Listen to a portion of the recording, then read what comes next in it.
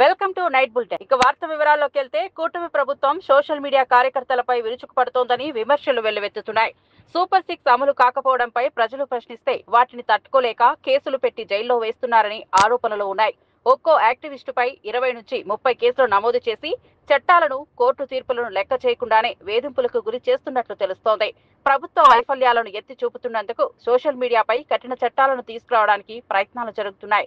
ప్రజాస్వామ్యంలో విమర్శలకు చోటు ఉండాలి, కానీ కూటమి ప్రభుత్వం నియంతృత్వ ధోరణి అవలంబిస్తోందని ప్రతిపక్షాలు మండిపడుతున్నాయి. అసలు ఈ కూటమి ప్రభుత్వం అధికారంలోకి వచ్చినప్పుడే ప్రజా వ్యతిరేకతను, అదేవిధంగా వాళ్ళు రాష్ట్ర వ్యాప్తంగా వైఎస్ఆర్సీపీ శ్రేణులపై దాడులు జరిపిన నేపథ్యంలో సోషల్ మీడియా ప్రశ్నించినందుకు రాష్ట్ర వ్యాప్తంగా అరెస్టులు చేసి ఒక్కొక్కరిపైన 20 కేసులు 30 కేసులు పెట్టి ఈ రాష్ట్రమంతా తిప్పిన పరిస్థితి.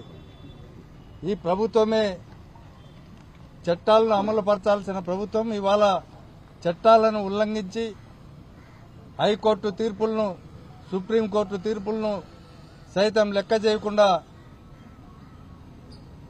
ఇవాళ సోషల్ మీడియా కార్యకర్తలను వేధిస్తా ఉంది. రెండో విడత ఇప్పుడు. అంతకుముందు 7 సంవత్సరాల లోపు శిక్ష పడే కేసుల్లో అరెస్టు చేయకూడదనే నిబంధన ఉందని చెప్పి అర్నేష్ కుమార్ జడ్జిమెంట్ను ఉదాహరిస్తూ హైకోర్టు మరో సర్క్యులర్ కూడా ఇష్యూ చేసిన తర్వాత ఇవాళ ఈ ప్రభుత్వము, పోలీస్ డిపార్ట్మెంటు కొత్త పన్నాగం పన్ని దానిలలో సోషల్ మీడియా కేసులు పెడితే వీళ్ళు వెంటనే బయటకు వచ్చేస్తున్నారు. అసెంబ్లీలో టీడీపీ ఎమ్మెల్యే బాలకృష్ణ ప్రవర్తనపై వైసీపీ నేత మాజీ మంత్రి జోగి రమేష్ ఘాటు వ్యాఖ్యలు చేశారు. అసెంబ్లీని దేవాలయంగా పరిగణించాలనే బదులు దానిని అవమానపరిచే ప్రవర్తన చేస్తున్నారని మండిపడ్డారు. మెన్షన్ హౌస్ లాంటి వ్యవహారాలు సభలో ఎలా అనుమతిస్తారు? శాడిస్టులందరూ కలిసి అసెంబ్లీ గౌరవాన్ని దెబ్బతీస్తున్నారంటూ విమర్శించారు. బాలకృష్ణను ఉద్దేశించి నువ్వు నందమూరి వారసుడువా లేక నారా వారసుడువా అని ప్రశ్నించారు. ఈ వ్యాఖ్యలతో సభలో ఉద్రిక్తత నెలకొంది. శాడిస్టులందరూ కూడా ఒకచోట చేరి ఆ అసెంబ్లీని, దేవాలయం లాంటి అసెంబ్లీని భ్రష్టు పట్టిస్తున్న పరిస్థితులు. నిజంగా బాలకృష్ణ నందమూరి వారసుడా, నారా వారసుడా? నందమూరి వారసుడైతే నందమూరి తారక రామారావు, ఎన్టీ రామారావు గారు పెట్టిన పార్టీ తెలుగుదేశం పార్టీ. తెలుగుదేశం పార్టీకి అధ్యక్షుడవుతాడు. తెలుగుదేశం పార్టీకి అధ్యక్షుడు ఎవరు? నారా చంద్రబాబు నాయుడు. నారా చంద్రబాబు నాయుడు అధ్యక్షుడైతే నందమూరి బాలకృష్ణ ఎన్టీ రామారావు గారికి వారసుడా? నందమూరి బాలకృష్ణ కాదు, నారా బాలకృష్ణ. నందమూరి బాలకృష్ణ ఎప్పుడూ చంద్రబాబు నాయుడికి సంకనాగాడు, తొత్తుగా మారిపోయాడు, చేరిపోయాడు. కాబట్టి నందమూరి బాలకృష్ణ కాదు, నారా బాలకృష్ణ అని చెప్పేసి ఇక్కడి నుంచి చెప్పాను.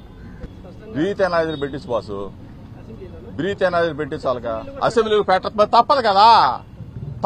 ఇప్పుడు దాకా ఆ పరిస్థితి లేదు, ఇప్పుడు తప్పదు, పెట్టాల్సిందే. ఏం చేస్తాం మరి, మన కర్మ. ఫస్ట్ టైం ఇది, ఇటువంటి వాళ్ళు రావటం ఇట్లా చాలా. ఇక దీని గురించి విపులంగా చెప్తాలే. మరి కిక్క ఆవిడ అడగాలి ఫస్ట్ పోయినా. టీపీసీసీ అధ్యక్షుడు మహేష్ కుమార్ గౌడ్ మాట్లాడుతూ కేంద్ర ప్రభుత్వం తెలంగాణ అభివృద్ధిని అడ్డుకుంటోందని తీవ్ర విమర్శలు చేశారు. బీసీలకు 42% రిజర్వేషన్లు ఇస్తామని చెబితే బీజేపీ ఎమ్మెల్యేలు మద్దతు ఇస్తున్నారని, కానీ కేంద్ర మంత్రులు ఆటంకం కలిగిస్తున్నారని ఆరోపించారు. కేంద్ర మంత్రి కిషన్ రెడ్డి తెలంగాణకు తెచ్చిన ప్రాజెక్టులు ఏవో చెప్పాలని ప్రశ్నించారు. రాజకీయాలకు అతీతంగా రాష్ట్ర అభివృద్ధి కోసం కృషి చేయాలని ఆయన పిలుపునిచ్చారు. అభివృద్ధి సంక్షేమ ఫలాలు ఇవ్వడంలో భాగం కావాల్సినటువంటి కేంద్ర మంత్రులు, కేంద్ర ప్రభుత్వం ఆటంకాలు సృష్టిస్తూ అభివృద్ధిని అడ్డుకుంటా ఉన్నాయి. కిషన్ రెడ్డి గారు గుజరాత్లో సాబర్మతి రివర్ని సుందరీకరణ చేస్తే అభ్యంతరం లేదు, కానీ మన మూసీ రివర్ని సుందరీకరణ చేస్తే అడ్డుకున్నారు. అది అందరికీ తెలిసిన విషయం. ఇలా 42% రిజర్వేషన్ ఇస్తే కూడా రాష్ట్రంలో ఓటేసినటువంటి బీజేపీ శాసనసభ్యులు అక్కడ ఓటేస్తారు, కేంద్రానికి వచ్చేసరికి కిషన్ రెడ్డి గారు, బండి సంజయ్ గారు దాన్ని అడుగుంటారు. నేను కిషన్ రెడ్డి గారికి మనవి చేస్తా ఉన్నాను, అభివృద్ధి విషయంలో పార్టీలకు అతీతంగా ఉండాలి. మీరు బీజేపీ అయినా మేము కాంగ్రెస్ అయినా రాష్ట్ర అభివృద్ధి విషయంలో మీరు భాగం పంచుకోవట్లేదు. అంతకుముందు కూడా మంత్రిగా ఉన్నారు కిషన్ రెడ్డి గారు, నాకు మంచి మిత్రుడు, నాకు సీనియరు. వారి 2 సంవత్సరాలుగా రాష్ట్రానికి తీసుకొచ్చినటువంటి ప్రాజెక్టులు ఏమిటి, అభివృద్ధి కార్యక్రమాలు ఏంటి, మేము 2 సంవత్సరాలుగా కేంద్ర సహాయం సంపూర్ణంగా దొరక్కపోయినా రాష్ట్రానికి ఇచ్చిన అభివృద్ధి ఏంటి, సంక్షేమం ఏంటి చర్చ పెట్టుకుందాం, సిద్ధంగా ఉన్నాం, సమస్య లేదు. మేము ముఖ్యమంత్రి గారు కూడా చెప్పారు, మీరు పిలవండి కేంద్రానికి, మేము వస్తాం, ప్రధానమంత్రిని గెలుస్తాం, రావాల్సిన అభివృద్ధి విషయంలో అడుగుదామని. ఇంతవరకు పిలిచిన పాపాన పోలే. డెఫినెట్గా ఫార్ములా ఈ కార్ రేస్లో కేటీఆర్ గారు తప్పు చేస్తున్నారు. కోర్టుల ద్వారానో లేక గవర్నర్ పర్మిషన్ ఇవ్వక టెంపరీ వెసులుబాటు ఉంటే ఉండొచ్చు. ఆయన ముద్దాయిగా ఎస్టాబ్లిష్ అయింది. డెఫినెట్గా వైసీపీ నేత దేవినేని అవినాష్ మాట్లాడుతూ మా నాయకుడు జగన్ అభివృద్ధి సంక్షేమంలో కొత్త చరిత్ర సృష్టించారని తెలిపారు. అలాంటి నేతపై బాలకృష్ణ వ్యాఖ్యలు సిగ్గుచేటన్నారు. ఎన్టీఆర్, వైఎస్ఆర్ మాకు దేవులతో సమానమని పేర్కొన్నారు. విజయవాడకు ఎన్టీఆర్ జిల్లా పేరు పెట్టిన జగన్ గొప్పదనాన్ని గుర్తు చేశారు. బాలకృష్ణ మాట్లాడుతూ ఈ రాష్ట్రానికి ముఖ్యమంత్రిగా పనిచేసిన వ్యక్తి, కోట్లాది మంది పేద ప్రజల జీవితాల్లో వెలుగులు నింపి అనేక సంక్షేమ కార్యక్రమాలతో, అభివృద్ధి కార్యక్రమాలతో గతంలో ఏ ముఖ్యమంత్రి చేయలేని సంక్షేమ కార్యక్రమాలు, అభివృద్ధి కార్యక్రమాలు చేసిన మా నాయకుడు, మా ప్రాణమైన జగన్మోహన్ రెడ్డి గారి మీద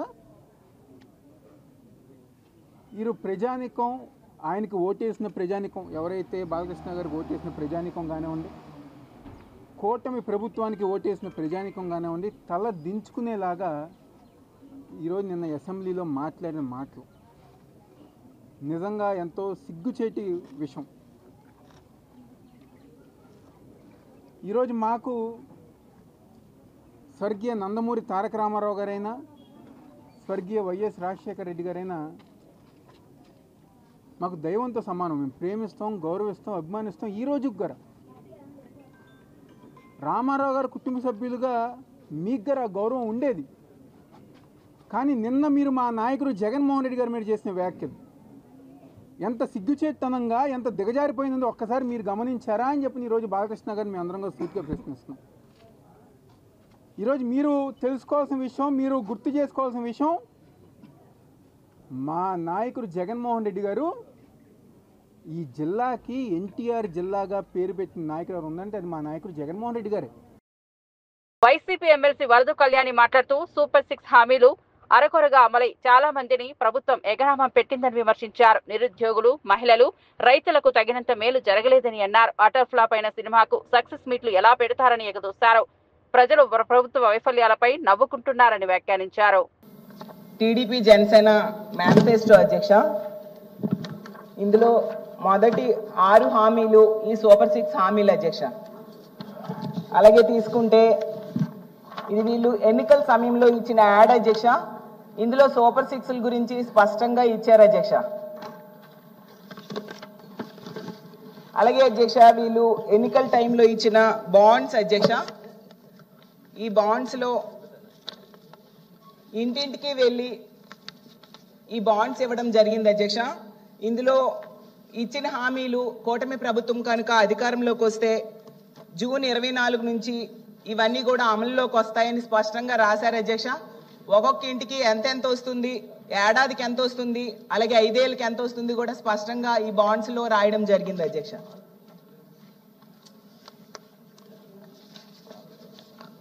ఈ హామీల్లో ముఖ్యంగా రైతులకి, మహిళలకి, యువతకి, నిరుద్యోగులకి ఈ సూపర్ 6 హామీలు ఇవ్వడం జరిగింది అధ్యక్ష.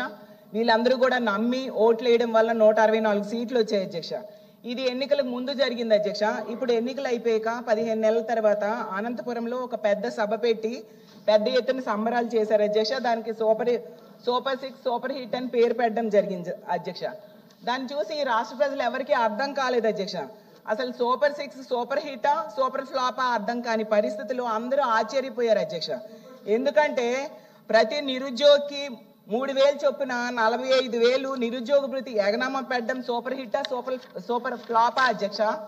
అలాగే 2 కోట్ల మంది మహిళలకు 22,500 ఎగనామం పెట్టడం హిట్టా, ఫ్లాపా అధ్యక్ష.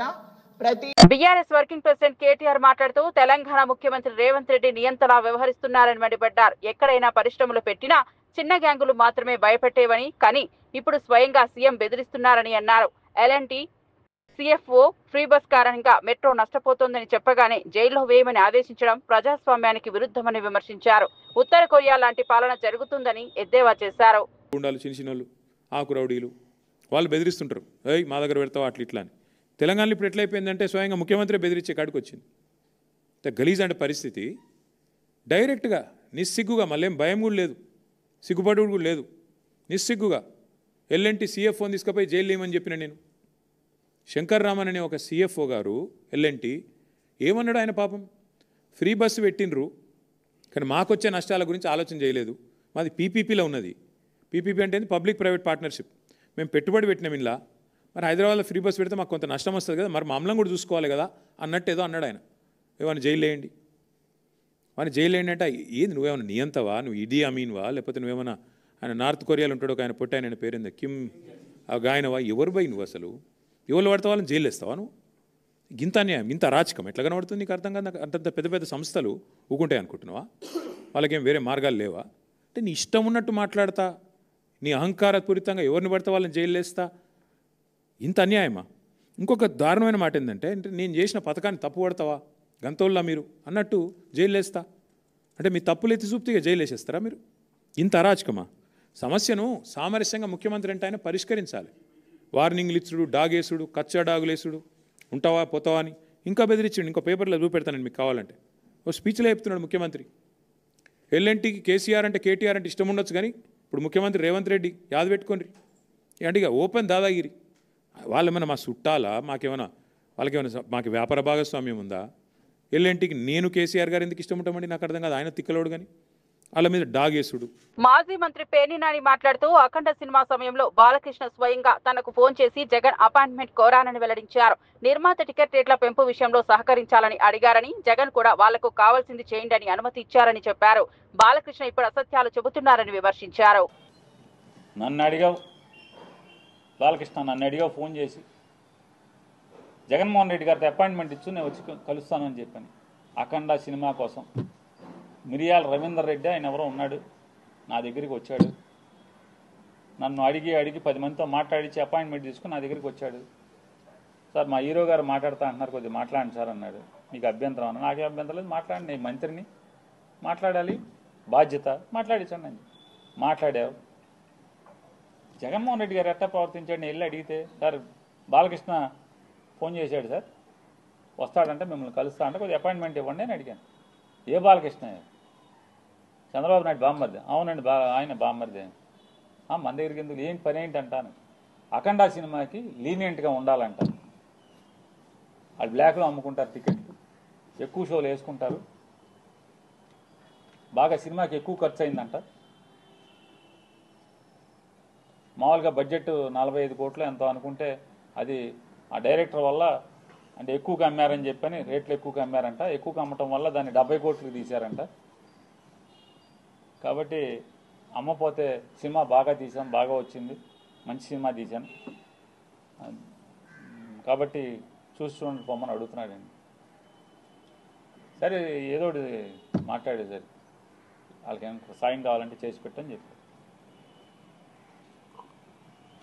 అంత హుందాగా ప్రవర్తించినటువంటి జగన్మోహన్ రెడ్డి గారి గురించి మాట్లాడే భాష.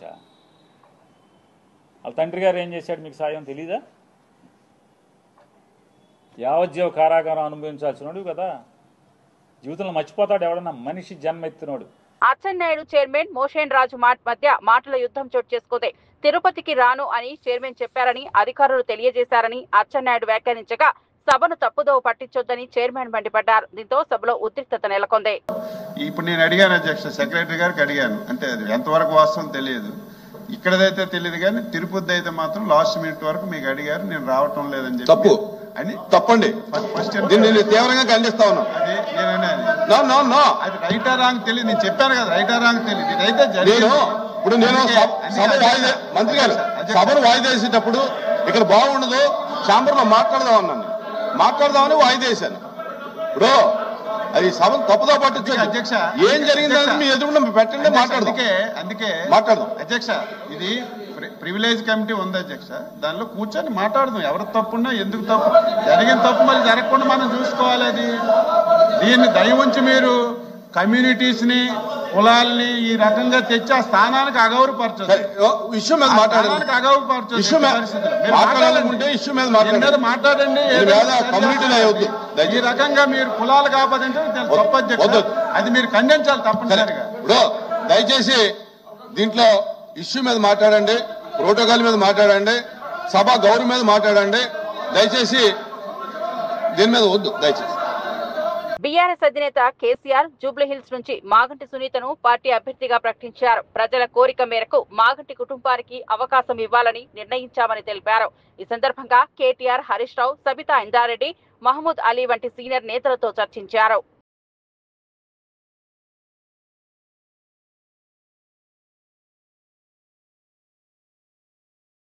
మునుగోడు ఎమ్మెల్యే రాజగోపాల్ రెడ్డి భూ నిర్వాసితులను కలిసి వారి సమస్యలు విన్నారు. భూమికి భూమి ఇవ్వాలని తమ నినాదమని బాధితులు తెలియజేశారు.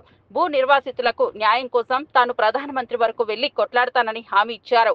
ముఖ్యమంత్రితో సమావేశమై సమస్య పరిష్కారానికి కృషి చేస్తానని భరోసా ఇచ్చారు. 50 కిలోమీటర్లు తీసుకుంటారా, 60 కిలోమీటర్లు తీసుకుంటారా, 70 కిలోమీటర్లు తీసుకుంటారా, ఎంత తీసుకుంటారో ఈ యొక్క రాష్ట్రానికి అభివృద్ధి కావాలనుకున్నప్పుడు ఆ చుట్టూ దానితో పాటు ఇక్కడ ఉన్నటువంటి రైతులు సరే ఈ రోజు అలాంటి మన దానికి మనకున్న పోవచ్చు, మేము వచ్చిన దానికి ఒక దానికి పోవచ్చు, ఒక దానికి పోకపోవచ్చు. కానీ 3 కోట్లు దానికి 2 రెట్లు పెంచి ఏ రాష్ట్ర ప్రభుత్వం కానీ ఏ రాజకీయ నాయకుడు కానీ వాళ్ళ ఇళ్లకి వెళ్ళేది ఇచ్చేది కాదు. దయచేసి ఈ యొక్క రాష్ట్ర ప్రభుత్వాన్ని గుర్తించుకొని ఈ విధంగా రాష్ట్ర ముఖ్యమంత్రి కానీ అదేవిధంగా ప్రియాంక గాంధీ గారు కానీ వీళ్ళందరూ కూడా ఈ యొక్క త్రిపురాల మీద మాట్లాడడం జరిగింది. ఏయూ విద్యార్థి మరణంపై ఆందోళన వ్యక్తం చేసిన మంత్రి నారా లోకేష్ విద్యార్థుల భద్రతపై ప్రభుత్వం పూర్తి బాధ్యత వహిస్తోందని తెలిపారు. కావాలని కొందరు యూనియన్లు తరగతులు అడ్డుకుంటున్నారని ఆరోపించారు. తప్పులు జరిగితే సరిదిద్దుకోవడానికి సిద్ధమని అంబులెన్స్ హాస్పిటల్ తీసుకెళ్ళినా ఆ పిల్లడు మనం కాపాడలేకపోయాం. కానీ దాని వెనకాల ఏదో ఉందని కావాలని కొన్ని స్టూడెంట్ యూనియన్స్ అక్కడ పాఠాలు జరగకుండా ఇబ్బంది పెడతాం. చాలా చాలా బాధాకరం అధ్యక్ష. ప్రభుత్వం వినేదానికి సిద్ధంగా ఉంది. తప్పు జరిగితే సరిదిద్దుకునేదానికి కూడా మేము సిద్ధంగా ఉన్నాం. కానీ ఎక్కడైతే ఎలాంటి తప్పు జరగలేదో అక్కడ రాజకీయాలు చేస్తాం కరెక్ట్ కాదని నేను బలంగా నమ్ముతున్నా అధ్యక్ష. అందుకే ఇప్పుడు విద్యార్థి సంఘాలు కానివ్వండి, వాళ్ళ నాయకులను కూడా కోరేది మొత్తం ఉన్నత విద్య కానివ్వండి, మనం అందరం కలిసికట్టుగా బలోపేతం చేయాలి, మెరుగుపరచుకోవాల్సిన అవసరం మనందరి పైన ఉంది. మీరు కూడా దీంట్లో భాగస్వాములే. కరికులం గురించి మాట్లాడదాం, ఇంప్రూవ్మెంట్స్ గురించి మాట్లాడదాం, కలిసికట్టుగా ముందరికి వెళ్దాం. పారదర్శకంగా అద్భుతమైన వైస్ ఛాన్సలర్స్ నియమిస్తున్నాం. ఎలాంటి పొలిటికల్ ఇంటర్ఫియరెన్స్ లేకుండా నియమిస్తున్నాం. ఎందుకు చేస్తున్నాం అంటే Andhra university among the top 100 యూనివర్సిటీగా తీర్చిదిద్దాలనే టార్గెట్ గౌరవ ముఖ్యమంత్రి నారా చంద్రబాబు నాయుడు గారు నాకు ఇచ్చారు అధ్యక్ష. ఇక్కడ ఏమవుతుందంటే కొంతమంది వాళ్ళ స్వార్థం కోసం కావాలని విశ్వవిద్యాలయాల్లో ఇలాంటి కార్యక్రమాలు చేస్తాం. చాలా చాలా బాధాకరం. ఈ హౌస్ నుంచి కూడా వాళ్ళని కోరుతున్నాను, రండి కూర్చోండి, మన సమస్యలు మనమే పరిష్కరించుకోవాలి తప్ప పెద్ద పోరాటాలు చేయాల్సినంత అవసరం లేదు. గత ప్రభుత్వంలా కాదు, ఎక్కడ మేము ఆంక్షలు పెట్టట్లేదు, పోలీసులను పెట్టట్లేదు. అలా అని కావాలని మన వైస్ ఛాన్సలర్ గారిని ఇబ్బంది పెడతాం కానివ్వండి, వాళ్ళ విధులకి ఇబ్బంది కలిగిస్తాం కరెక్ట్ కాదని వాళ్ళందరినీ నేను తెలియజేస్తూ, రాజు గారు చెప్పినట్లు తప్పనిసరిగా ఒక యాక్షన్ ప్లాన్ తయారు చేస్తాం దానిపైన కూడా. ఎందుకంటే పెద్ద వ్యవస్థ ఉన్నప్పుడు పొరపాట్లు జరుగుతాయి. 10 నిర్ణయాల్లో 3 పొరపాట్లు జరుగుతాయి. సరిదిద్దుకునేదానికి వైస్ ఛాన్సలర్ గారి దగ్గర నుంచి గౌరవ మంత్రి వారి వరకు నేను అందరం క్లారిటీతో ఉన్నప్పుడు వాళ్ళు వచ్చి మాట్లాడాలి, సమస్య పరిష్కరించి ముందరకెళ్ళాలి. అంతేగాని ఇబ్బంది పెడతాం కరెక్ట్ కాదు. పిల్లలు చదువుకునే విశ్వవిద్యాలయాల్లో ఈ గొడవలు సృష్టిస్తే కరెక్ట్ కాదని మేము కూడా బలంగా నమ్ముతాం. వాళ్ళకి అప్పీల్ చేస్తున్నా. లేదు వాళ్ళు మారపోతే మటుకు కఠినమైన యాక్షన్ మేమైతే తీసుకుంటాం అధ్యక్ష. వాళ్ళు కూర్చోవాలి, చర్చించాలి, మాట్లాడుకోవాలి. అంతేగాని ఆటంకాలకి ఇబ్బందులు కలిగిస్తామంటూ కరెక్ట్ కాదని వాళ్ళు కూడా నేను తెలియజేసుకుంటూ తప్పనిసరిగా ఎంక్వైరీ కమిటీ మేము ఫామ్ చేస్తాం. రిపోర్ట్ 100 రోజుల్లో వచ్చే విధంగా మేము కృషి చేసి రిపోర్ట్ వచ్చిన తర్వాత యాక్షన్ తీసుకుంటామని గౌరవ సభ్యులకు నేను తెలియజేస్తాను.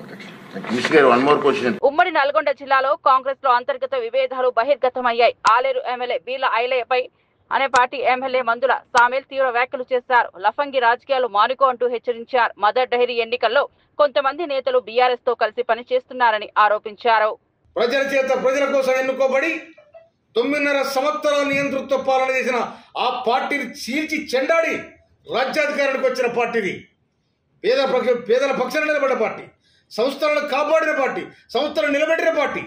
అటువంటి సంస్థను మీరు ఇలా దానదత్తం ఎవడో ప్రతిపక్ష పార్టీకి దానదత్తం చేసే క్రమంలో మీరు చేస్తున్న లాలుస్తనం బంధుగాలను హెచ్చరిస్తా ఉన్నాను నేను. అదేవిధంగా చైర్మన్లకు మళ్ళీ ఒకసారి విజ్ఞప్తి చేస్తా ఉన్నాను. మీరు కాంగ్రెస్ పార్టీ అభ్యర్థులు ఎవరుతున్నారో మీకు తెలుసు, వరుస సంఖ్య కూడా తెలుసు. దాని ప్రకారం కాంగ్రెస్ పార్టీ అభ్యర్థులకు ఓటేసి నిండా గెలిపిస్తే తప్పకుండా మీ అందరూ నేను ముఖ్యమంత్రి దగ్గర తీసుకుపోయి మీకు సన్మానం చేపించే బాధ్యత కూడా నేను చెప్తున్నాను. ఎట్టి పరిస్థితుల్లో కూడా డిసిసి అధ్యక్షుడు, చైర్మన్ వీరు చేస్తున్న లభక పనులకు మీరు తావు ఇవ్వద్దని నేను మనవి చేస్తున్నాను. కాంగ్రెస్ పార్టీ అనేది ఒక పవిత్రమైన పార్టీ, 140 సంవత్సరాల చరిత్ర కలిగిన పార్టీ. ఈ పార్టీని ఇయ్యాలా మీరు ఈయన్నే పొందబెడదాని ప్రయత్నం చేస్తున్నారా? నా నియోజకవర్గానికి పొత్తు పెట్టుకునే దమ్మడిచ్చిన అవకాశం వచ్చింది నీకు. ఇది రేపు ఇంకోటి పరిణామాలు ఏమైనా జరిగితే అడుగుపెట్టి నేను కూడా హెచ్చరిస్తా ఉన్నా. ఇక్కడే కాదు, కాంగ్రెస్ పార్టీ కార్యకర్తలు మీకు బుద్ధి చెప్పే సమయం కూడా వస్తుంది. కాంగ్రెస్ పార్టీలో ఉండి, కాంగ్రెస్ డిసి అధ్యక్షులు ఉండి, కాంగ్రెస్ తరఫున చైర్మన్ అయి, కాంగ్రెస్ తరఫున విప్ అయి మీరొక్క నియోజకవర్గానికి మొత్తం 3 పదవులు మీకున్నాయి.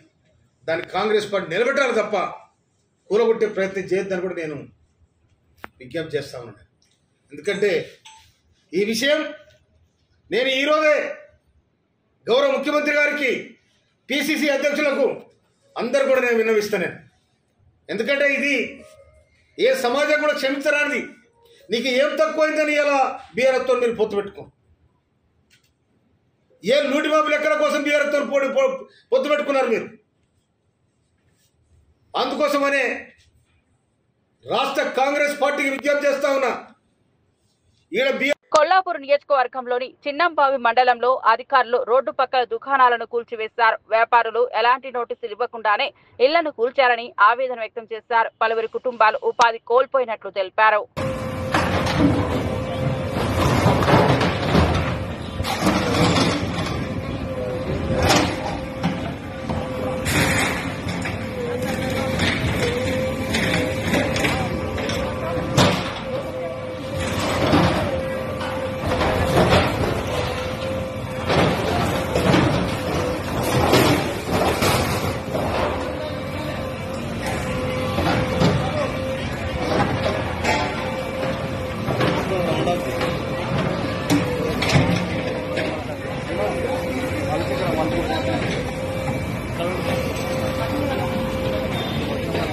ఎమ్మెల్యే రాజగోపాల్ రెడ్డి పరిమితికి మించి ప్రయాణికులను ఎక్కించిన ఆటోను ఆపి డ్రైవర్ను మందలించారు. చిన్న పిల్లలు, మహిళల ప్రాణాలు ప్రమాదంలో పడేలా ఇలా చేయవద్దని హెచ్చరించారు.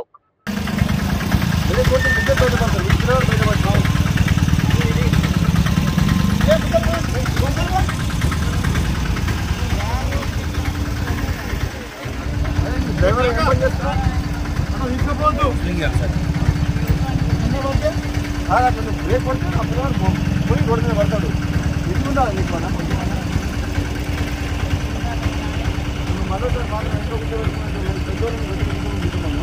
పిల్లలు మాత్రం